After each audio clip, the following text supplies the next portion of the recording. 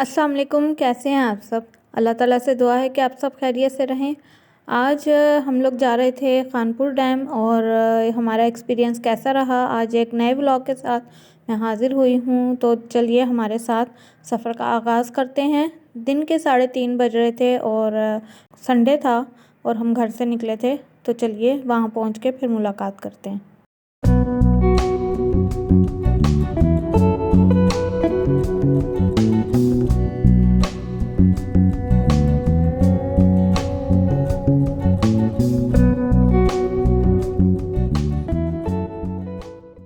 Finally जी हम पहुंच चुके थे पार्किंग में, जहां पे कानपुर डैम की बड़ी अच्छी सी उन्होंने वाइड सी पार्किंग बनाई हुई है। और यहाँ पे हॉर्स राइडिंग भी थी और कैमल्स भी थे और ये मैं आपको भी दिखाती हूँ। और साथ में हमने बोटिंग भी की थी और पैराग्लाइडिंग भी की थी बच्चों ने। पैराग्लाइडिंग का एक्सपीरियंस कैसा रहा बच्चों का, वो भी आपके साथ शेयर करूँगी। वीडियो को एंड तक ज़रूर देखिएगा। साथ अगर अभी तक आपने मेरा चैनल सब्सक्राइब नहीं किया तो चैनल को सब्सक्राइब कर लीजिएगा। वीडियो को लाइक और शेयर कर दीजिएगा अपने फ्रेंड्स और फैमिली मेम्बर्स के साथ। ये जी हमारी बोट आ चुकी थी जिस पे हमने जाना था पैराग्लाइडिंग के लिए। और इस पे हम बैठे, बड़ा ही पुरसकून सी जगह थी और बहुत अच्छा लग रहा था। बहुत सुकून वाली जगह महसूस हो रही थी ये। और आसपास फॉग थी तो थोड़ी सी उस दिन असल में धूप निकली नहीं थी और अबर आलूद मौसम हुआ था, तो इसलिए जो है व्यू सही तरीके से नज़र नहीं आ रहा, लेकिन बड़ा अच्छा लग रहा था। कैमरा जो है वो सही से पिक नहीं कर रहा था, लेकिन बड़ा अच्छा लग रहा था और काफ़ी साफ़ सुथरा माहौल था। और पानी, लास्ट टाइम हम गए थे लास्ट ईयर, तो पानी इतना ज़्यादा साफ़ नहीं था और स्मेल सी भी आ रही थी। लेकिन इस दफ़ा में भी पानी का लेवल जो था वो ज़्यादा हो, तो इस वजह से कोई स्मेल वगैरह भी नहीं थी। आप जाना चाहें तो ज़रूर चक्कर लगाएं, वहाँ का बहुत ही खूबसूरत जगह है।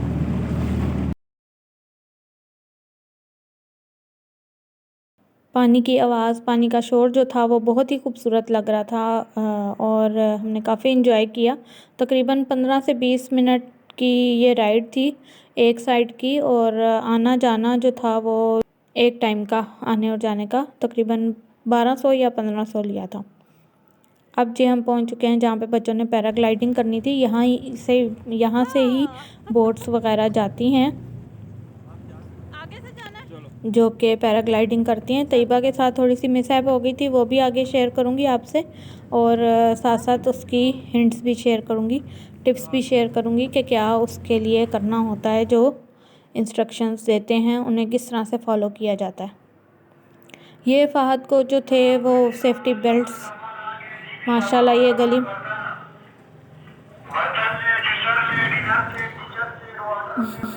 एक पहले ही पूरा हफ्ता हो गया था वॉइस ओवर करने के इंतज़ार में। एडिट कर रही हूँ, वॉइस ओवर हो रहा है, कट रहा है, ख़त्म हो रहा है, और ऊपर से ये जो जनाब साहब गली में आ गए हैं अब, बर्तन जूसर वाला। खैर ये फ़हद ने अपनी जो है टेक ऑफ़ किया और वापस आते हैं अपने व्लॉग की तरफ। और ये फ़हद ने जो टेक ऑफ़ किया था वो एक जो राउंड था इसका, वो तकरीबन 2500 में शायद जो था वो डन हुआ था। और ये वहाँ से वो अपनी राइड लेके वापस आ रहा है पैराशूट की। और बड़ा ही अच्छा उसका एक्सपीरियंस रहा और बड़ा खुश था, एक्साइटेड था। आगे मैं आपको दिखाती हूँ। ये कैसा रहा फादू? आ जाओ बेटा, आ जाओ। कैसा रहा? बहुत मजेदार, बहुत मजे का। Very good, excited, very good.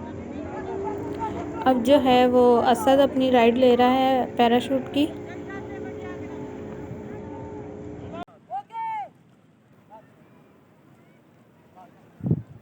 और साथ ही हमने तैयबा को पैराशूट के लिए वहाँ भेजा और अब उसकी बारी थी राइड लेने की। और वो जो है वो पैराशूट के साथ हवा में उड़ गई। मतलब कि उसने भी टेक ऑफ़ कर लिया था और फिर उसके बाद उसके साथ क्या हुआ ये आपको थोड़ी देर में पता चलेगा कि वो लैंडिंग के वक्त उसके साथ क्या हुआ था।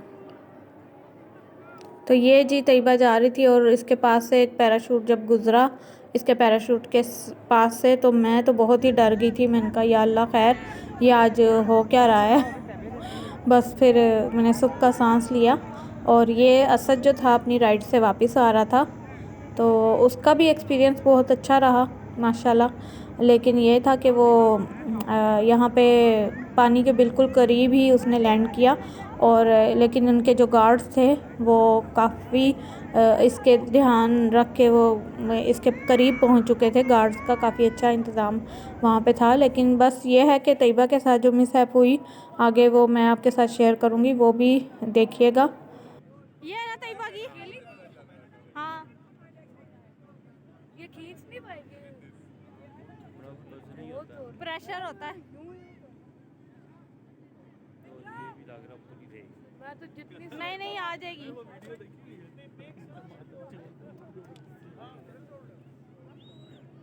अच्छा, जब ना असद वापस आया है तो वो मुझे पहले ही कह रहा था मामा तैयबा को ना भेजें, वो जो है ना वो खींच नहीं पाएगी। तो ये देखिए यहाँ पे ये होता है ना कि जो राइट खींचने का कहते हैं, राइट साइड की जो रोप्स होती हैं वो स्ट्रिंग्स जो होती हैं उनको खींचने का कहें तो राइट साइड पे पुल करना होता है उसको, और जो लेफ़्ट साइड का कहें तो लेफ़्ट साइड को पुल करना होता है। तैयबा से ये गलती हुई थी कि उसको राइट साइड का कह रहे थे, सब आवाज़ दे रहे थे, और उससे गलती ये हुई कि उसने लेफ़्ट साइड को जो था वो पुल किया था, और उसकी लैंडिंग जो थी वो पानी में हुई और हम सब बहुत घबरा गए थे।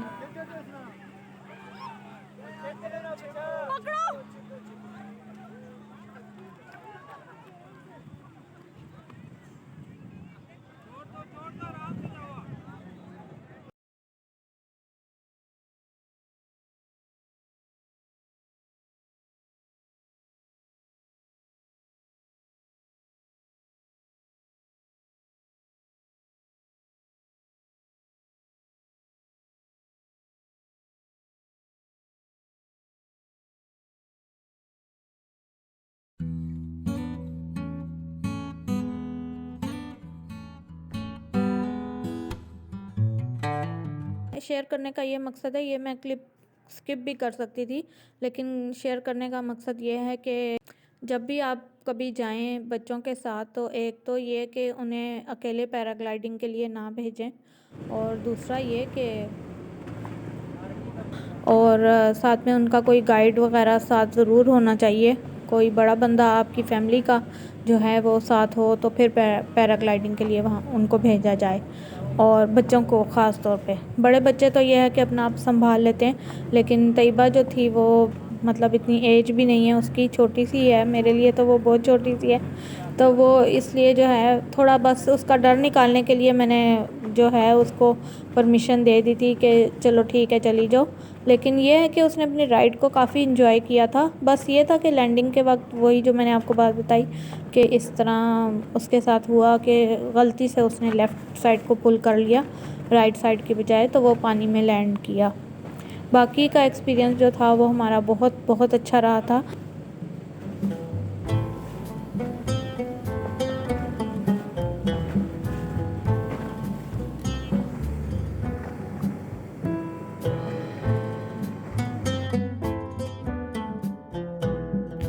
तो बस ये जी हम पहुंच चुके हैं अब जहाँ पे हमारी गाड़ी पार्क हुई हुई थी, और हमने फटाफट जो है वो घर पहुँचने की क्योंकि मज़ीद ठंड से बचा जाए। और गाड़ी में इसको फिर आगे हीटर ऑन करके और हीटर के बिल्कुल सामने जो था वहाँ पे इसको बिठाया था तैयबा को, ताकि उसके कपड़े अच्छी तरह सूख जाएं और ठंड ना लगे।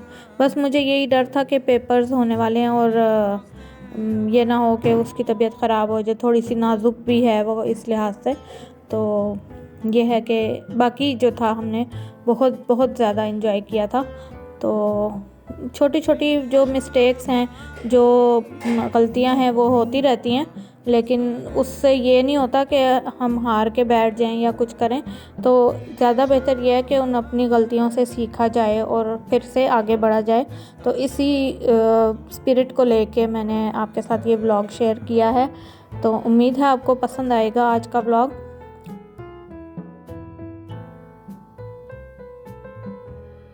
और यहाँ हम आ गए थे खाना खाने के लिए और फिर उसके बाद घर वापस। तो चलती हूँ, दुआ में याद रखिएगा। अल्लाह हाफ़िज़।